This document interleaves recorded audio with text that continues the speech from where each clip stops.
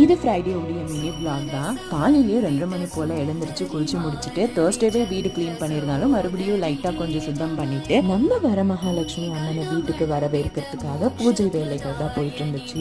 காலையில 6 மணிக்குள்ளேயே பூஜையுமே முடிச்சிட்டோம். இந்த வீட்டோட வழிமுறை பூஜையில கலசம் இல்லாம பூஜையை பண்ணுவோம். அம்மனுக்கு வச்ச தாம்பூலத்திலேயே புது சாரியில அலங்கரிச்சிருந்தோம். என்னுடைய மன திருப்திக்காக அம்மாவை லாஸ்ட் 2 வருஷமா கேட்டுதான் சேலையை டிராப் பண்ணியிருந்தேன் சாமிக்கு. அம்மனுடைய முகவாடம் எங்களுக்கு புது வீட்டு கட்டும் போது கொடுத்துருந்தாங்க. ஸோ அதை சிம்பிளா இருந்தாலும் எங்களுடைய மனசுக்கு பிடிச்ச மாதிரி நாங்கள் கும்பிட்டுட்டு வரோம். சக்திக்கு ஏற்ற மாதிரி அம்மனை வழிபட்டோம். வெஜிடபிள் பழமும் வடையும் செஞ்சு மத்தியானம் பூஜையும் முடிச்சாச்சு. சாயந்தரம் பூஜையை முடிச்சுட்டு மஞ்சள் குங்குமம் அழைப்பு கூப்பிட்டுருந்தாங்க. வாங்கி ஆசீர்வாதம் பெற்று அங்க இந்த வீட்டுக்கு வந்து எங்களால முடிஞ்சு ஒரு 5 பேருக்கு மஞ்சள் குங்குமம்க்கு கூப்பிட்டு இருந்தோம். அக்கம் பக்கத்துல இருக்கிறவங்க தான். நைட் ஒரு 10:30 மணி போல திருஷ்டி ஆரத்தி எடுத்து நல்லபடியா பூஜையை முடிச்சாச்சு. அடுத்த இன்ட்ரெஸ்டிங் வீடியோ